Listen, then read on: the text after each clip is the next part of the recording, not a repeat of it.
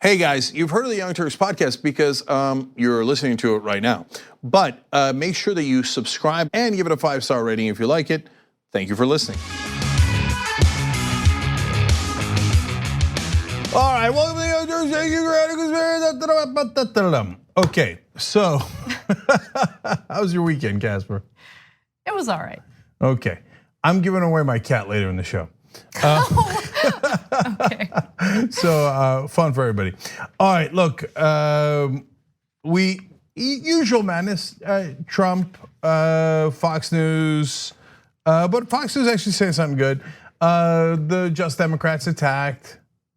In other words, it's Monday. Yeah. Trump talking about how he can blow up Afghanistan in a minute, in a second, which we'll get to in just a minute.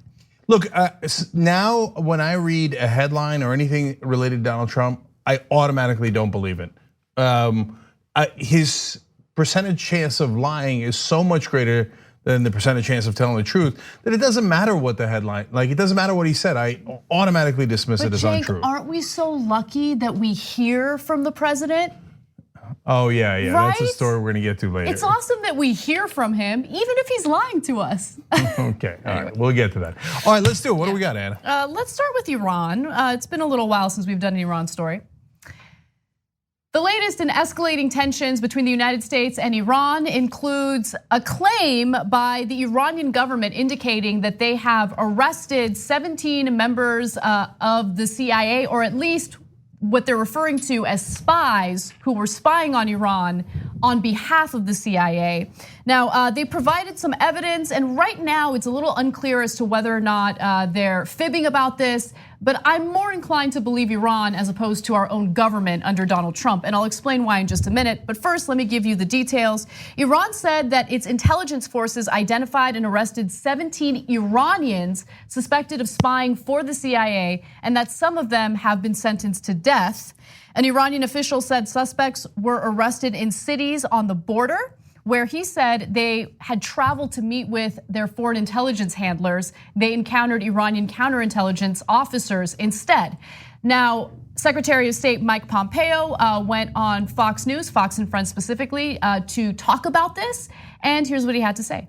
I would urge everyone who's reading that story waking up to understand that the Iranian regime has a long history of lying. They lied about where they shut down the American UAV. They've now lied in the last few days about where they took down this tanker. It's part of the nature of the Ayatollah to lie to the world. I would take with a significant grain of salt any Iranian assertion about actions that they've taken. So two very important points about what Pompeo just said. If you noticed, he never denied it. He said they have a long history of lying. I would take it with a grain of salt. I wouldn't trust what the Ayatollah is saying, but he never said, no, it's not true. Those were not CIA spies. He just kind of went around and around without actually getting to the heart of it. And there's a very good reason for that, because as Anna's gonna show you, there's overwhelming proof that they did actually catch our spies. And later, of course, the CIA will, honor those folks because they were working for the CIA, and some of them might now be killed in that service. So, and it's let's note that it's a really sad day that they were caught, and some of them will be killed probably. So now, by the way, they're Iranians. So Donald Trump and Stephen Miller have proposed that there'd be 0 refugees allowed into the country next year. So I don't know that we'd even allow them into our country, I guess, because people that work with our military, we won't let into the country. There's 100,000 Iraqis waiting. Right. So I don't know if they would have been executed anyway, because we just wouldn't have never let them in. But anyway, the second thing I wanted to point out about what Pompeo said is, he says the Iranian government has a history of lying. I mean, you say that with a straight face. Donald Trump has a history of lying unparalleled by any world leader today, with the possible exception of his lover, Kim Jong-un. And I say that because he says he loves him. Trump says he loves Kim Jong-un. So those are the two biggest liars probably in the world right now in terms of leaders. And that's a horrible, horrible state of affairs for America. And I hope we get way better than that.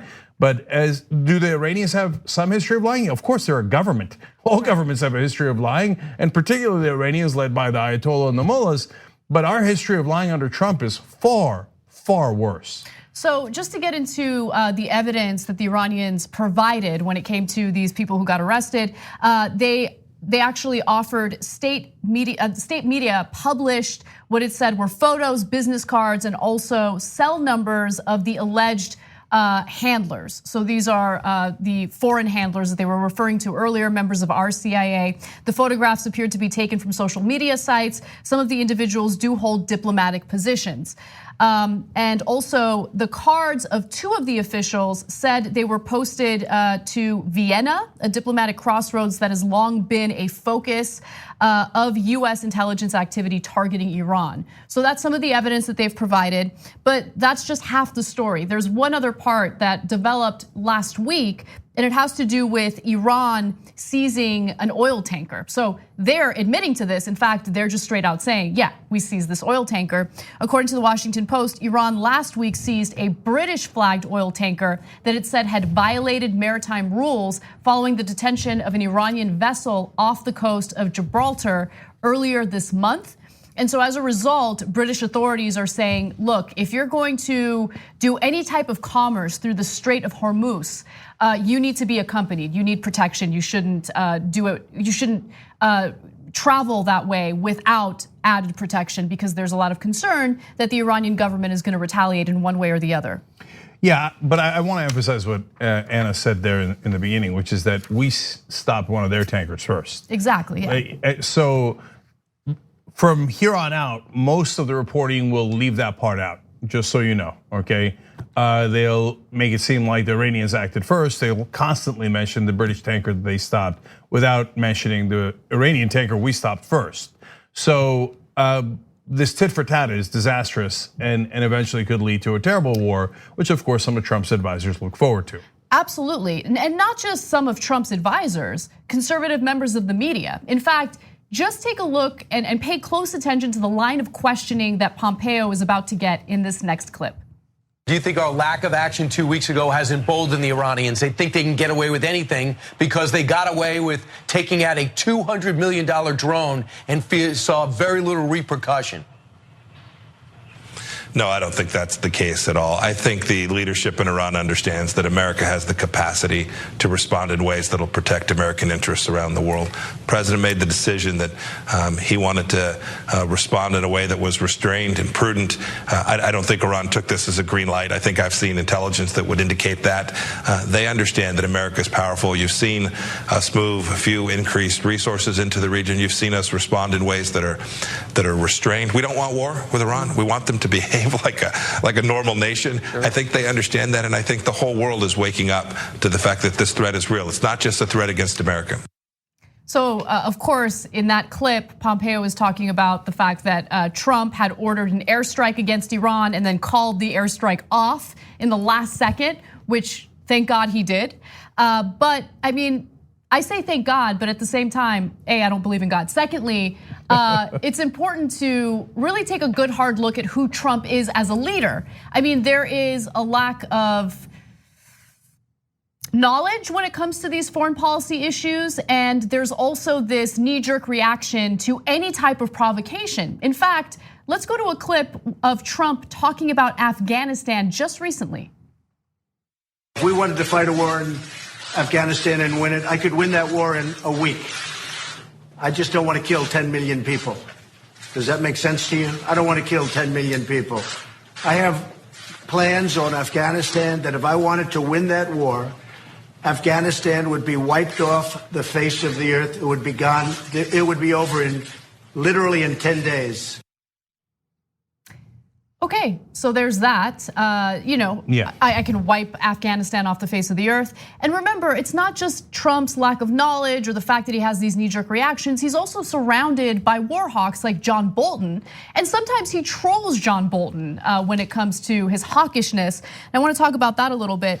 Anna, before you get there, I just want to say a couple things about that Fox clip and Trump. So if you notice, Kilmeade said all of a sudden the drone's up to $200 million. Just a couple of weeks ago it was 100 million. Now, oh my God, they down to $200 million drone, leaving out the fact that we had entered their airspace.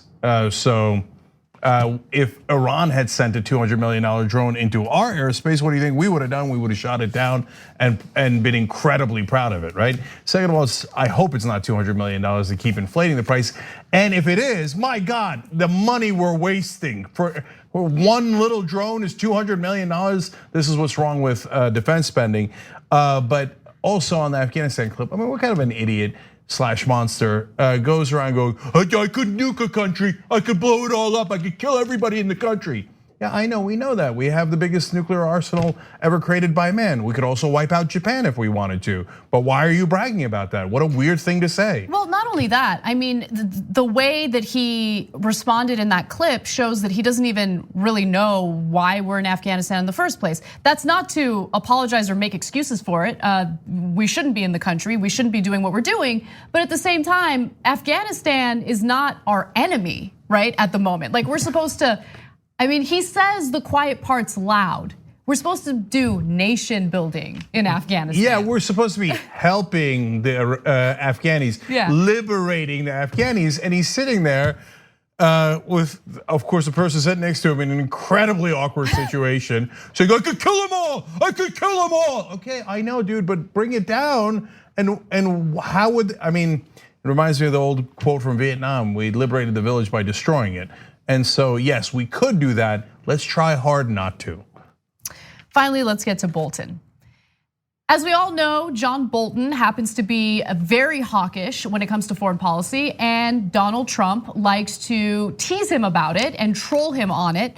So Axios is reporting that during a White House Situation Room meeting last year, Trump reportedly said to his hawkish national security chief, quote, "Okay, John, let me guess, you want to nuke them all."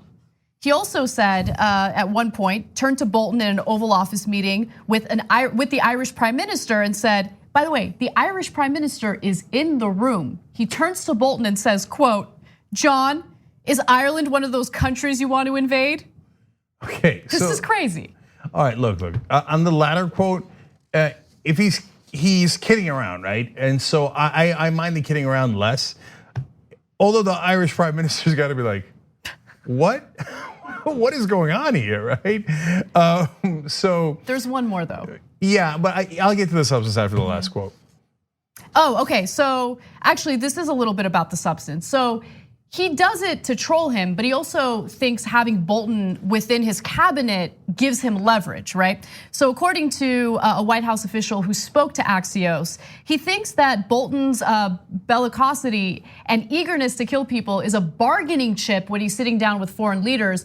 Bolton can be the bad cop and Trump can be the good cop. Trump believes this to his core. So it's kind of like, I mean, think of a mom who's about to spank a child, right? It's like the belt. Bolton is the belt. You know, if you're not good, I'm gonna use the belt, and that's what Bolton is in the administration. Yeah. So look, number one, don't hit your kids with a belt, and don't have John Bolton in your administration. Right. Now, number two, though, I get it. This is actually as much strategy as Donald Trump could possibly do, and when he does do negotiations, he does a little bit good cop, bad cop.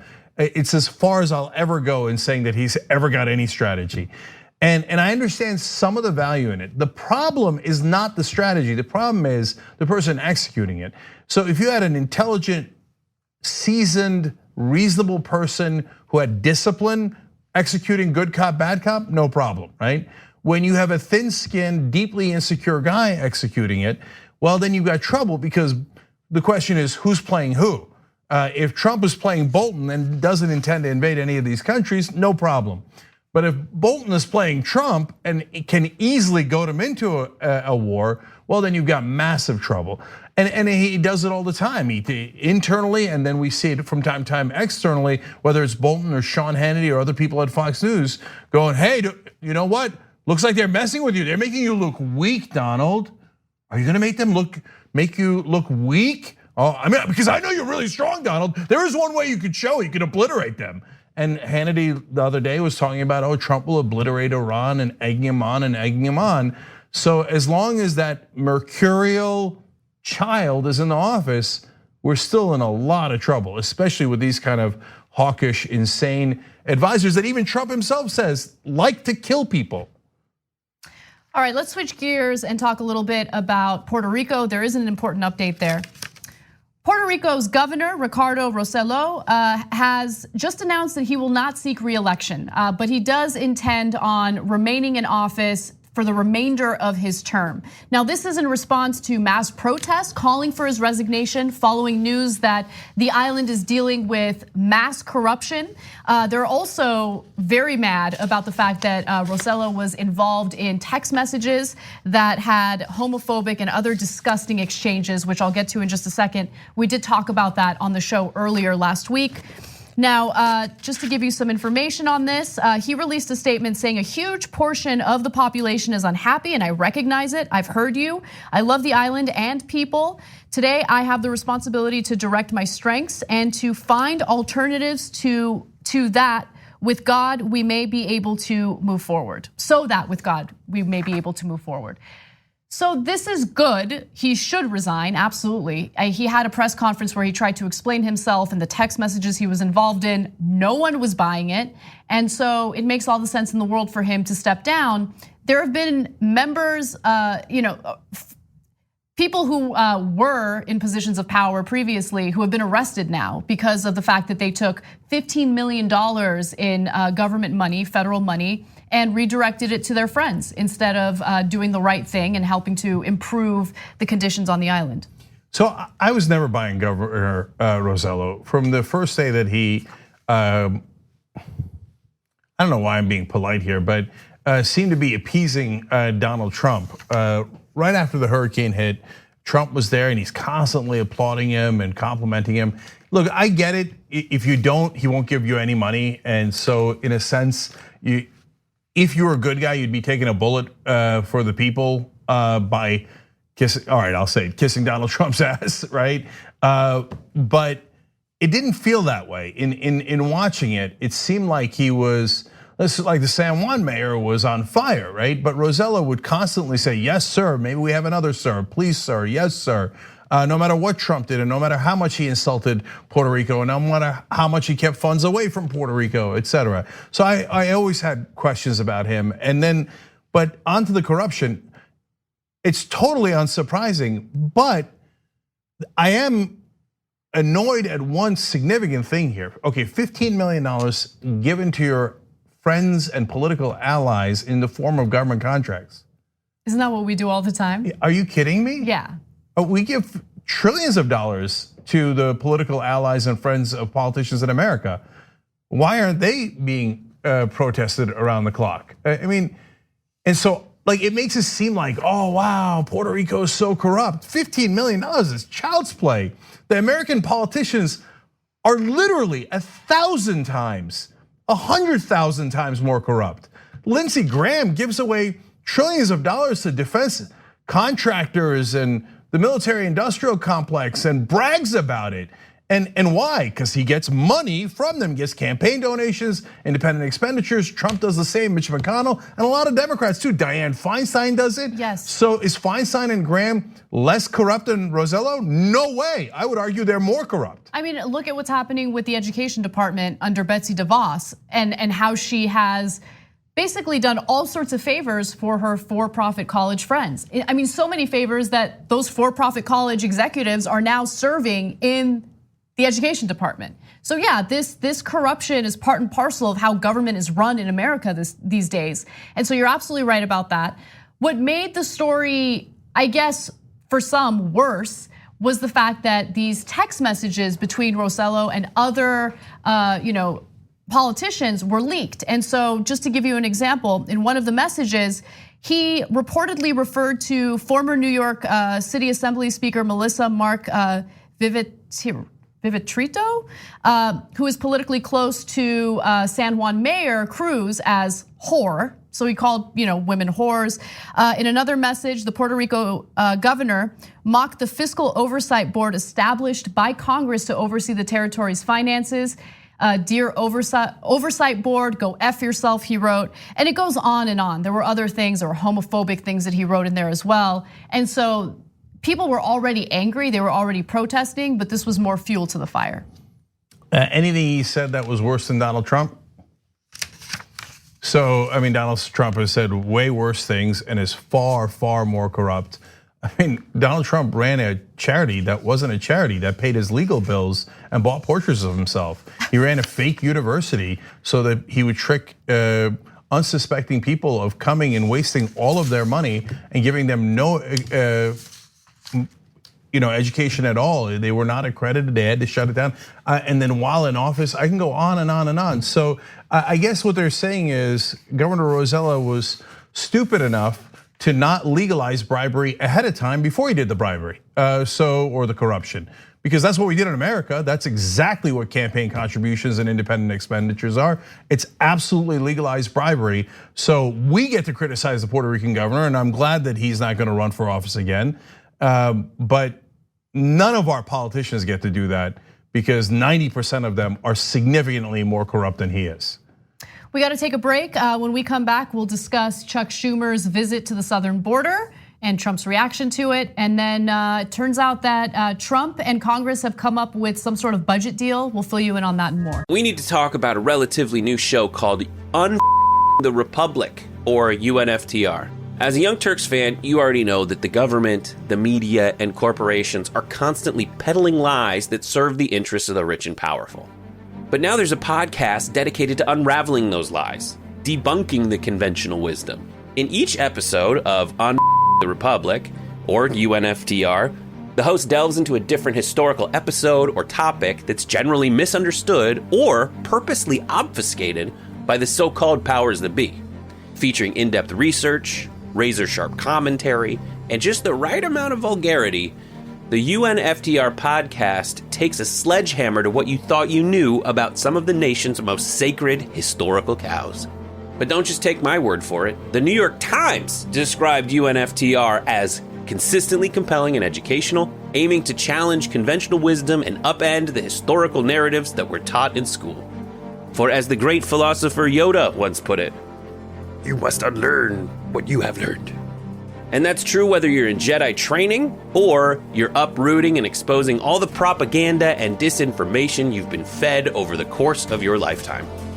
So search for UNFTR in your podcast app today and get ready to get informed, angered, and entertained all at the same time.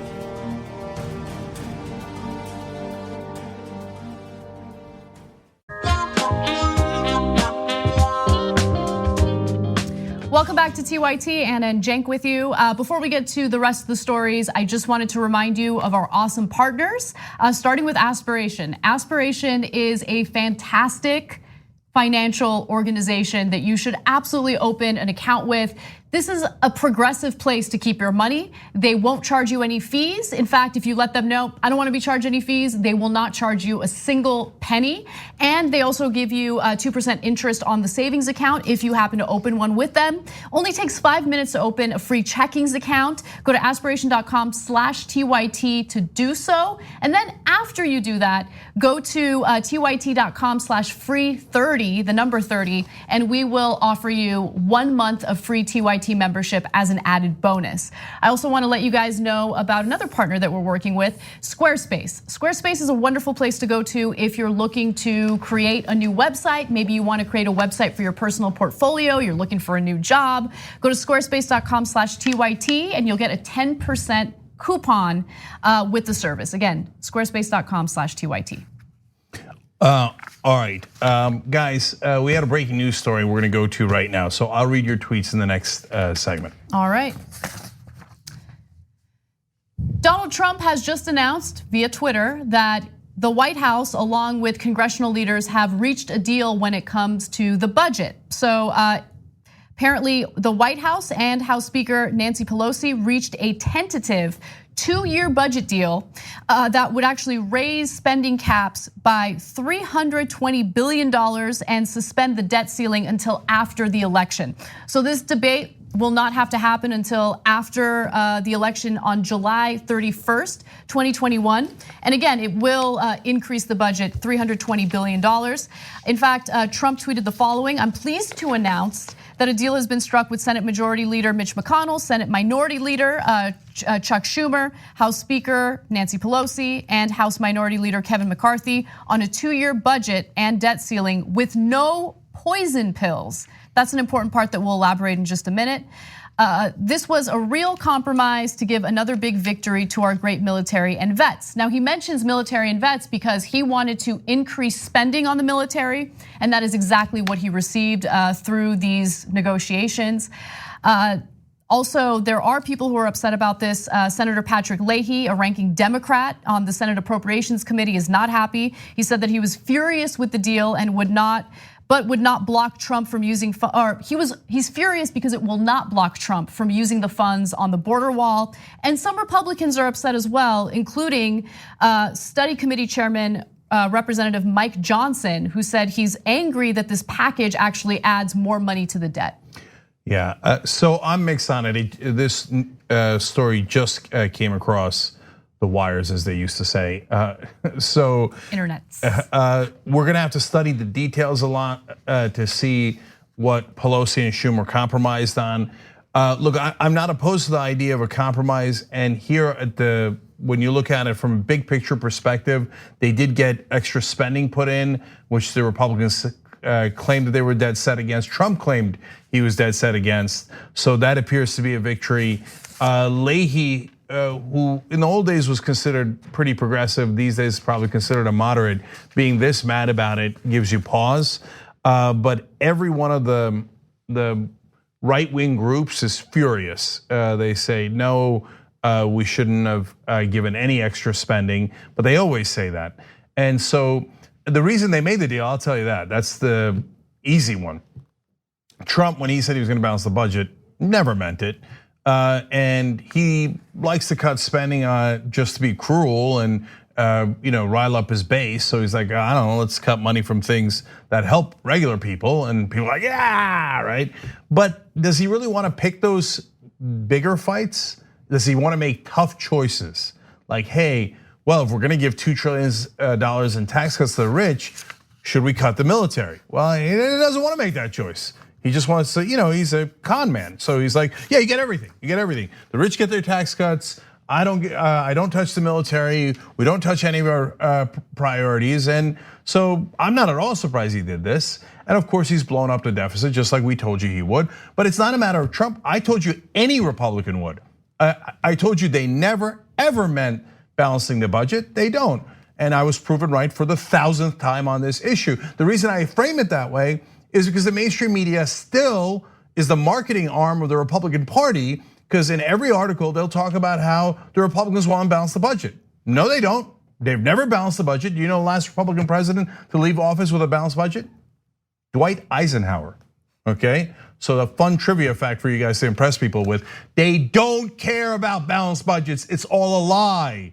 It's all about tax cuts for the rich. That's what Trump did. He's like, I got paid. All my friends got paid. All my donors got paid. The rest is irrelevant. You want to do a deal? We don't cut spending? Sure, who cares? Oh, and I get the wall? Sure, fine. So on the other hand, at least getting some increased spending so that the cuts are not as draconian. Okay, I get that's a positive. The rest of the devil is in the details. Right, I agree on that. But one thing that is clear as of now is that there will be increased spending on the military, which already gets quite a bit of spending. And the fact that there wasn't really much of a debate on that, I think tells you just how much Democrats and Republicans are in cahoots on military spending. There's never a debate. There's never a debate. When it comes to our healthcare, when it comes to education for our kids, when it comes to anything that would actually improve our lives, when it comes to infrastructure, there's always a debate. There's always that question of how are you gonna pay for that? But when it comes to increasing the budget and adding more to military spending, oh yeah, we agreed to it. No debate. Yeah, of course not, because the overwhelming majority of the Democrats, including Democratic leadership, are also corrupt. They also take tremendous amount of campaign donations from defense contractors. So the defense budget is insanity. It's bloated. It's more than the 8 other countries that spend the most amount on defense combined don't spend anywhere near as much as we do. We overwhelm the rest of the world. Why? Like to have some sort of great military advantage? No, we got mauled in Iraq. We're still mired in a quagmire in Afghanistan. No, is it to support the troops? No, another fun/disastrous fact for you is that incoming troops get a salary of a little over $19,000. No, all of it goes to defense contractors. almost all of it is corruption. So Schumer and Trump are like, oh, you want to do corruption on defense budget? Deal, right? And all their donors are ecstatic over it. So of course they didn't challenge him on that. That's not at all surprising. And then one more part that is frustrating is the debt ceiling. So I'm most frustrated again by the media here because they pretend like Republicans have principles. So whenever a Democrat's in office, they're like, no, that's it, we're not raising the debt ceiling. No way, no way, you gotta cut spending, right? And then the Democrats, since they took that hostage and the whole economy would blow up if they don't raise the debt ceiling, they give ransoms left and right. When a Republican's in office, they're like, yeah, raise the debt ceiling, who cares? Not an issue, not remotely an issue. Don't care about the debt ceiling, let's move on, right? And the media's like, oh yeah, that makes sense. No, it doesn't make sense. The Republicans are full of crap and they take hostages every time and they have no principles other than giving everything to their donors. So that part I couldn't be more tired of. Last thing I want to say is about the numbers. So Trump said, oh, our budget is in fantastic shape, fantastic. Obama destroyed the budget, right? Okay, as usual, total lie, moron, etc. Let me give you the actual numbers. When Trump took office, the debt, there's the debt, which is all of the money that we owe. The deficit is the yearly amount that we are in the hole. So the debt was $19 trillion. By the way, largely because of Reagan's tax cuts, George W. Bush's tax cuts, the Iraq and Afghanistan wars, and Trump's tax cuts. That is a huge percent of that 19 trillion that we owe as a country. Why? Because they had to give it all to the rich in the defense contracts. Anyway, you know what it is now? Well, it's got to be lower because Trump's so good at it. Right? Oh, we're great with the budget, right? No, it went up to $22 trillion. What happened? Way worse than Democratic president. Are you kidding me? Bill Clinton balanced the budget. He left Bush with a surplus. So now, fake news. This is fake news. Yeah, of course, that's what he'll say. Obama's last year, he left a deficit of $587 billion. Now, if you look at that by itself, and the Republicans do this all the time. I can't believe it, $587 billion. Look at the Democrats, they can't do the budget at all, right? Now, what they don't tell you is Bush took the surplus that Clinton left behind and left Obama in his last year with a $1.2 trillion deficit. So Obama lowered the deficit from 1.2 trillion down to 587 billion. So did Trump make it better? Of course not. Guess what it's back to this year? $1 trillion. The Republicans never balance budgets. They are lying that they care about that. It is in their actions. What do? They blew up the debt. They blew up the deficit again. Why? Because my donors needed a $1.9 trillion tax cut.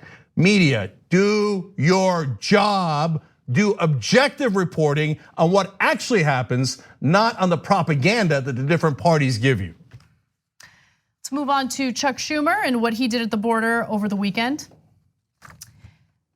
Senate Minority Leader Chuck Schumer visited the southern border and specifically went to various detention facilities to see what the situation is. Now, of course, this has been a big story. I wish he had gone earlier. But nonetheless, he went to draw attention to the inhumane conditions that migrants are kept in. He talks about it a little bit in this next clip. They tried to make things look better the day before. 400 people were taken out of one facility yesterday. But even with that, it's awful, the conditions that these people are placed in. We asked Secretary McAleenan, what percentage of these people are criminals? Minuscule, 2%, 3%. But they're treating them all like criminals. And if you listen to the president, you'd think they were all criminals. They're not. They're people simply seeking some safety, some honor, some decency for their children. Well, we'd like to work with the Republicans, but so far they've been intransigent. Donald Trump he makes the Republicans afraid to come together with us. We're waiting for them to come together with us. We hope and pray they will. Republicans aren't just being intransigent to be intransigent, and they're not just afraid of Donald Trump. They're afraid of the Republican electorate, which does see all of those migrants as criminals. Just the very thought of them trying to come into the country to seek asylum in the mind of a Republican means that they're criminals. I mean, that's what they've said over and over again. The vast majority of Republican voters are in favor of what's happening at the border. They love what they see with the detention facilities. And when we covered the story of Mike Pence going to one of the facilities where migrant men are being detained, people were wondering, well, why would he want cameras to follow him there? Well, it doesn't look good. No, it doesn't look good to normal, rational, humane people. It looks great to the Republican electorate. So I think that Republicans in Congress are much more concerned about their political careers as opposed to doing the right thing. That's why they're not working with you, Chuck Schumer. But no. Yeah. Anyway, I've said this before, but Trump now wants to meet with Schumer. He put out a tweet in response to Schumer's press conference saying, based on the comments made by Senator Schumer, he must have seen how dangerous and bad for our country the border is. It is not a manufactured crisis as the fake news media and their Democrat partners tried to portray. He said he wants to meet. I will set up a meeting ASAP. No, it's in some sense literally a manufactured crisis because Trump manufactured it. And by that, I don't mean that he's lying about it, which is usually the case. I mean that he helped create this crisis. He cut the funding that we were sending to those Latin American countries that desperately needed that assistance. Situation got worse there. The war on drugs is a disaster. It already exacerbated the problem, and he continues that. You add those things, and what's happened? The number of people crossing the border has gone to a 13-year high. Like Republicans have a funny way of taking credit for things that they screwed up. Like Bush was like, hey, 9/11 happened on my watch. How is that a good thing? And now Trump is like, hey, the crisis at the border happened on my watch. Well, you said you were gonna fix it and you just made it worse. And then you brag about it. And then the detention facilities, yeah, they're an absolute crisis. The thing that I take away is, and guys, again, if you're a right winger, it doesn't matter, man. You gotta know how bad it is. Those conditions, when Matt Gaetz, one of the most right wing, I mean, how many times have I called that guy a brown shirt, right? Conservative congressman went down there and said, wow, the conditions that they are being kept in are horrific, okay? So even the most zealot right winger says, yeah, they're in terrible shape. Well, who created that? Trump did. Now, he stuffed all those people in to those facilities that have the cages, right? And so now, and doesn't give them soap and mattresses, and it said you've heard all the horror stories, and they're correct. So then he manufactured this crisis, and then says, "See, we got to fix it." Yeah, there's one way to fix it: take you out of office. That's one way to fix it. That would be the ultimate way to fix it. Right. I love that, but I just want to add one more thing to it. So there's various ways that Trump manufactured the crisis, and when I say manufactured, I don't mean that there aren't migrants trying to come in to seek asylum. Of course there are, and the numbers are much higher now than they were under the Obama administration. That is real, that is not manufactured. But the way that Trump has decided to handle it is very different from what previous administrations have done. I mean, these types of crises have happened in our history, and the way that you usually handle it is, okay, you're seeking asylum, there's due process. You get your day before a judge, and a judge gets to hear your case, and that judge makes a decision as to whether or not you stay or you leave. But all these people are being treated as criminals, and they're being detained immediately, whereas before, they would be let go, right? And they would come back to their court date. The vast majority of them, you look at the numbers, would come back to their court date and stand before a judge. What Trump wants to do and what this administration has done, they've made the decision that they want to detain every single person who seeks asylum, and then they go on a media blitz defaming and slandering them as these dangerous criminals. And that's the reason why you see all of these crowded detention facilities that Nancy Pelosi was totally okay with giving $4.6 billion to, even though there are no safeguards to improve those conditions. So look, it's a frustrating situation. He has cut foreign aid to the countries that desperately need it to improve the conditions there so people don't flee seeking safety. I mean, every decision that this administration has made, it's all about being punitive, it's all about demonizing people, and it's costing us quite a bit of money, and it's making these private prisons that operate these detention facilities a lot of money, taxpayer money. So I want to be constructive. So certainly we do critique on the show, but we always try to give you what people should do instead. In this case, Democratic Party. So during the capitulation of Pelosi when she gave the $4.6 billion, one easy way of framing it would have been, we at least need mattresses. Now you could have all the other details, but that forces the Republicans to go, no mattresses. We want everybody to sleep on concrete, including the kids.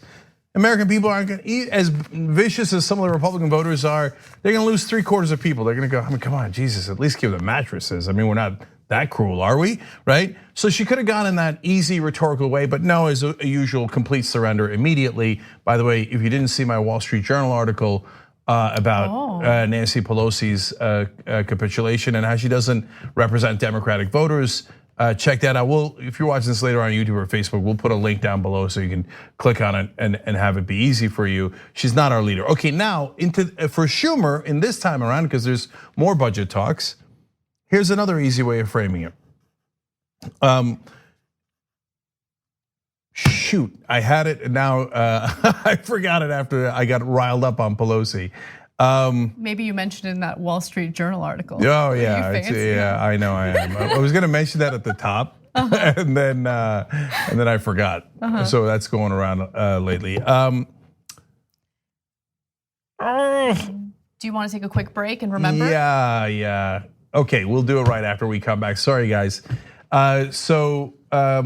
We'll do that, and then we've got Chris Wallace taking it to Stephen Miller. So Fox News actually doing the right thing for a change. That should be great too. We'll be right back. At TYT, we frequently talk about all the ways that big tech companies are taking control of our online lives, constantly monitoring us and storing and selling our data. But that doesn't mean we have to let them. It's possible to stay anonymous online and hide your data from the prying eyes of big tech. And one of the best ways is with ExpressVPN. ExpressVPN hides your IP address, making your activity more difficult to trace and sell to advertisers. ExpressVPN also encrypts 100% of your network data to protect you from eavesdroppers and cyber criminals. And it's also easy to install. A single mouse click protects all your devices. But listen, guys, this is important. ExpressVPN is rated #1 by CNET and Wired magazine. So take back control of your life online and secure your data with a top VPN solution available, ExpressVPN. And if you go to expressvpn.com/TYT, you can get 3 extra months for free with this exclusive link just for TYT fans. That's expressvpn.com/TYT. Check it out today.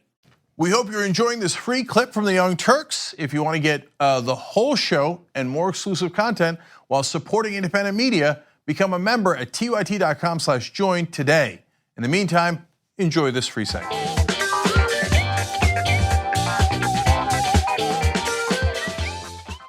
Hey guys, welcome back to TYT. Anna and Cenk with you. So Cenk, I have some stuff to tell you about. Okay, good. Yeah, okay. That's what I was anticipating. I don't know if you know this, but we actually have a new sponsor, The Weekly. So The Weekly is a new show on FX that airs weekly, right? And so it's affiliated with the New York Times. And I'm super excited about this because the New York Times actually has a podcast called The Daily, which I do listen to daily, and it's fantastic. The Weekly will be a new TV series in pursuit of truth. So what I love is they're gonna be doing a deep dive into various political issues that we talk about on this show often. And their reporters are gonna kind of give us the inside scoop on what's going on some of these issues, including things like the taxi medallion industry and the impact of GM's transformation into the automotive tech company. So you can check out the episodes of The Weekly streaming on Hulu, and all episodes will start airing Sunday at 10 p.m. on FX. So you can either watch live on FX or you can watch it streaming on Hulu. Okay, we've got some great guests coming up for you guys today and throughout the week. Scaramucci is gonna be in a little bit later this week. That ought to be interesting. So that's tomorrow at 8 o'clock Eastern. Don't miss that. We got Vic Mensa coming on as well, and so that's fantastic. He's going to join us in hour 2 of the Young Turks tomorrow. He'll also be on the conversation. Actually, Scaramucci is going to be on Wednesday. And today I've got 2 great guests for you guys. Speaking of the detention centers, MoveOn did 175 protests. I love that. They're gonna break down how they did it, how you could participate next time they try to close down the camps. And also Lee Fong's on tonight, and he has an amazing story about fake right-wing protesters. Ooh. Oh, Anna, you're gonna love that. Oh, okay. I can't wait. So don't miss the third hour of the Young Turks. Members get everything, of course. tyt.com/trial to become a member. Can I mention one other thing that's gonna happen this week? So on Thursday, we're gonna have a special shindig during our members only post game. Cenk and I will be talking to some of our members, and we're going to answer some questions about the debates, the Democratic debates that'll take place next week. Of course, we're gonna be doing special coverage for our audience and some exclusive special coverage for our members. Please help support the show, become a member, go to tyt.com/join, tyt.com/join to become a member. And you could upgrade to participate as well, tyt.com/upgrade. All right, Good Wizard asks, why is Ben never on Old School anymore? He is going a lot to work for Turner Classic Movies. He's just particularly busy this time around, but he'll be back soon. We've moved Old School temporarily to Tuesday nights, so don't miss it on Tuesday nights. Tomorrow it'll be me and Mark Thompson, so it'll be great. Check that out. Tommy Too Strong says, Cenk heaped salt all over Nancy Pelosi on the op-ed page of the Wall Street Journal today. Dang, beat them with a stick, they will do. I'm not saying that it was #1 on the Wall Street Journal website, but it was. I want to read it, I'm excited. And Eclectic Miscellaneous says, so let me get this straight. Pelosi and Schumer agreed to a 2-year budget deal, giving Trump a win, putting the country further in debt and increasing funding for defense spending. Without a fight, maybe TYT should start a loser Chuck and Nancy segment. One thing at a time. Read the Wall Street Journal op-ed first. Anyway, last one is on Twitter. Bernice Pander says, I'm heartbroken. The 1 month I used $10 normally budgeted for my TYT Live membership to open my new aspiration account. So now I'm missing all the post games, my favorite part of the show, and watching your Detroit March rally. Why can't members get a free month too? So I hear you, Bernice, and thank you for doing both of those things. And you're wonderful. And I know everybody's on a tight budget. I know we're offering a free month membership to the folks who sign up for an aspiration account, but I hear you, and every time you guys have a critique, we talk about it internally. We see if we can address it, and we've helped. You guys have helped push us, in really good direction. So that's why now you can watch us on almost all of your TVs in so many different ways, in all the ways that you guys asked for. You could pause the show if you're a member and watching later, and come back to the same spot no matter which device you're using. So we'll think about what you're saying, and thank you for caring enough to do both of those things. Okay, all right, a lot more show, so let's get going. All right. During his 2016 campaign and even as president, Mr. Trump has been as critical of this country as anything the squad has ever said. There's Chris Wallace, and he was challenging Stephen Miller during an interview with Miller over the weekend. Now, this was a conversation about how Trump has targeted members of the squad. These are the freshman Democrats, all women of color, 3 of whom were actually born here in the United States, Ilhan Omar, who is a naturalized citizen, and Trump continues to attack them. Now, Stephen Miller bombed in this interview, and if you don't believe me, let's take a look at the first clip to give you some evidence. Anybody who's running for office, right, left, or center, always points out where they think America can do better, where they think America needs to go.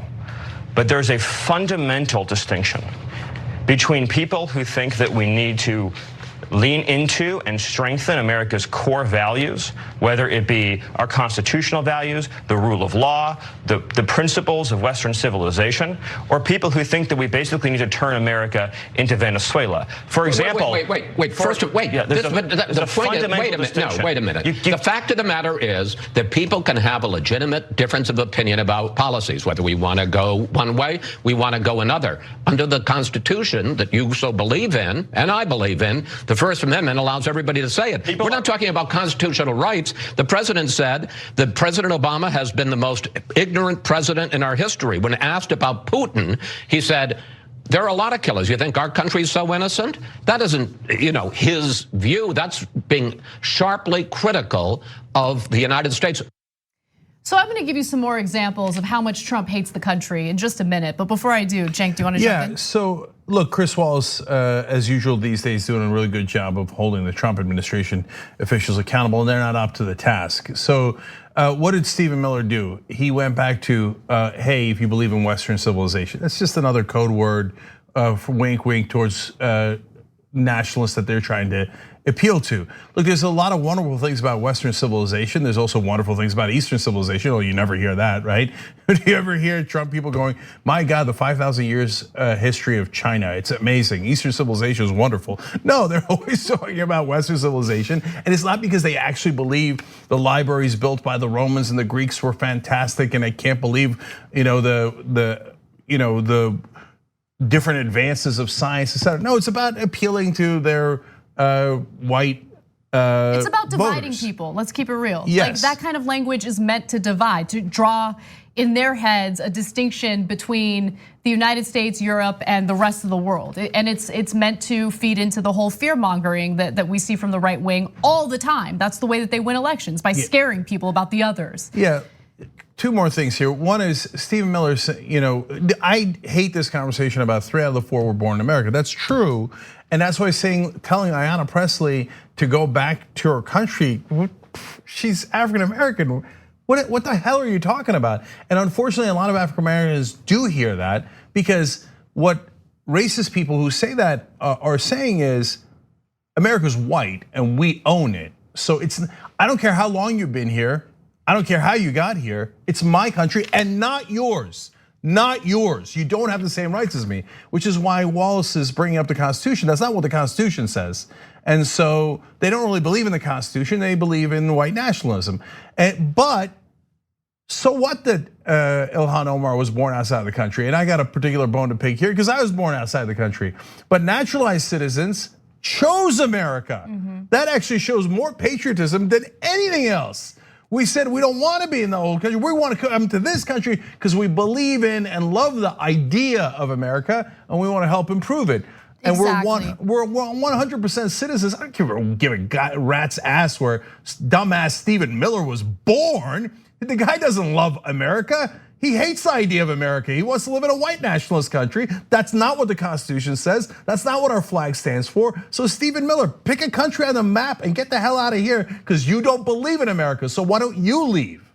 So I just want to give you a few examples of Donald Trump's tweets. And look, the whole point of what the Trump administration is doing right now is to intimidate people into silence, basically. They do not want criticism. If there is any criticism, they'll point a finger at you and say that you're un-American. There is nothing more American than being able to speak truth to power. That's the whole point of a democracy. I mean, if you have a situation in which you are not allowed to criticize the government, then you don't live in a democracy, period. Now, Trump, back in 2014, had some pretty strong language toward the United States under the Obama administration. Let's go to graphic 11.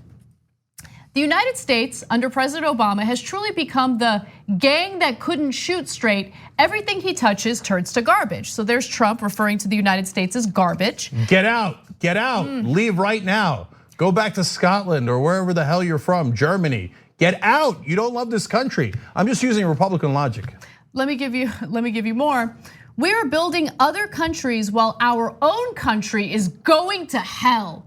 Time to rebuild the USA. Tell our stupid politicians enough. Get out. There he is, referring to the United States as hell. Send him back. Disgusting. I can't believe how un-American he is. Send him back. How dare you criticize America like that? Remember, politicians are all talk and no action. This is another tweet from Trump. Our country is a laughing stock. How dare you? That is going to hell. The lobbyists and donors control all. How un-American is this guy? How the hell? Wow. And those are good American lobbyists he's criticizing. No, I'm kidding. Yeah. Look, guys, obviously the criticism of the country when Obama was president by Republicans is perfectly acceptable. And so is the criticism of the Trump administration when they're in charge. It's called America. It's in the First Amendment. We're supposed to protest our government. And we're certainly supposed to protest lobbyists and donors and crooked politicians. But now that the Republicans have their own crooked politician in charge, they're like, no more criticism, no more criticism. Okay, look, guys, can we get agreement on this? If you ever criticize President Obama, you should leave the country because you were criticizing the American president. That's your logic. It's not my logic, it's your logic. So do you agree? Do you agree? If you ever criticize President Obama, we find any trace of that in social media or anywhere else, we get to kick you out of the country. Is that a deal? Nah, I didn't think so, right? Because you're giant hypocrites and you're idiots and you can't keep track of anything. Just the other day, you were like, oh, this country sucks, right? I mean, his hats say, the hats you wear, morons, say make America great again, because America's not great. You spit on the country while running for office, and you put on the stupid red hats. America sucks is basically what that hat says. So get the hell out, right? That's your stupid logic. Own it. Okay, I have an unimportant point to make because you keep saying logic, and I keep thinking about Jesse Lee Peterson. He had an interview with Ben Burgess, and Ben Burgess recently wrote a book titled "Logic for the Left: Give Them an Argument." And the question that Jesse Lee Peterson asked him was, "Where does logic come from?" And so Ben Burgess is like, "I'm not really sure what you're trying to ask." And as he's trying to answer the question, he just yells, "Beta!" But this is a Republican way of thinking, right? I don't care about hypocrisy. When Obama was president, I spit all over America and was super proud of it. Now that Trump's president, that's it. I'm going to remove anybody from the country who disagrees. And you call yourself an American? You're an embarrassment to America. That's our flag. It's not yours. And then one final important point that I want to make is, in the course of that interview, Miller regurgitated a right-wing talking point about how the left wants open borders. The squad allegedly wants open borders. I just want to read you a quick quote from AOC. "We absolutely do need to make sure that our borders are secure, to make sure people are safe in passage. But what we need to realize and remember is that ICE was established in 2003, right at the same time as the Patriot Act, the AUMF, the Iraq War, and we look back at a lot of that time and legislation as a mistake now. ICE has an extrajudicial nature. It's baked into the structure of the agency, and that is why they are able to get away with black sites at our border, with the separation of children." And the quote continues. The reason why I read that to you is because no one has called for open borders. It is a talking point that is meant to fearmonger about the left, and especially about these young congresswomen who are just constantly attacked and threatened as a result of the fear-mongering coming from people like Stephen Miller. Look, the right wing, unfortunately, these days, it wasn't always this way, and it's not always this way in every country, but it is right now in America, is built on a mountain of lies. So they just don't care. So they'll say anything about anybody without a moment's hesitation. Trump is going around saying that Ilhan Omar likes Al Qaeda. Not even anything like taken out of context, just made it up. Just made it up, doesn't care. Now, in reality, he supports Saudi Arabia, which aids and abets Al Qaeda, and has constantly helped them. So if anyone helps Al Qaeda, it's Donald Trump. If it's anyone who's un-American, it's people who say you shouldn't protest your government. I mean, how are you so monumentally stupid that you say the real American thing is to not protest your government and bow your head to the government? What, right? Like I put out a tweet the other day about how progressives have advanced the cause of liberty throughout American history, and we always win in the civil rights movement, in ending slavery, in gay rights, and most importantly in the American Revolution, because progressives were so tired of the established system that they literally did a physical revolution to change it, right? You should have seen how triggered the right wing get. Oh, I love that because they have no facts. And they're like, how could you say that? George Washington, he was a conservative. You know what he did? He hated the current system and he changed it completely. What? Huh? Like they're amazing. They're totally detached from reality. Yeah. And that's why it's not surprising that they ask questions like, where does logic come from? Beta. Anyway. All right, I remember the Chuck Schumer thing. Before we go to break, I want to tell you guys that. So, look, for Chuck Schumer, it should be relatively straightforward. Say, hey, look, I want to help fix up these detention centers and the crisis we have that you created at the border, okay? So the number one thing that I am going to fund, and I'm going to insist on, is judges. Why? Because judges will help these proceedings go faster. So that'll get the people out of the cages quicker, but if they lose their asylum cases, it will also deport them quicker. So there's no way that you could disagree with that. The right wing should be ecstatic about that. Like, oh, more judges, so we get them out of the country quicker, right? But Trump hates judges because he hates the rule of law. He has said in previous occasions, why do we even need judges? literally about this. So you put him in a situation where he is going to go to his instinct and obviously make a mistake. And even the right winger are gonna go, you're against judges? But the judges would expedite things. Why would you be against judges? So it's a layup for you to win rhetorically and then help you negotiate for more funding to make the situation better, including more judges, right? But will Schumer do that? No, always Schumer and Pelosi are like, what do you need? Well, I wouldn't want to disagree even 1% because that will mean that I'd have to fight, and that's not what I do. I'm a carpet, I lay down. So that's likely what's going to happen. They're not going to try anything rhetorically. They're not going to try anything budgetarily. As usual, they're going to surrender.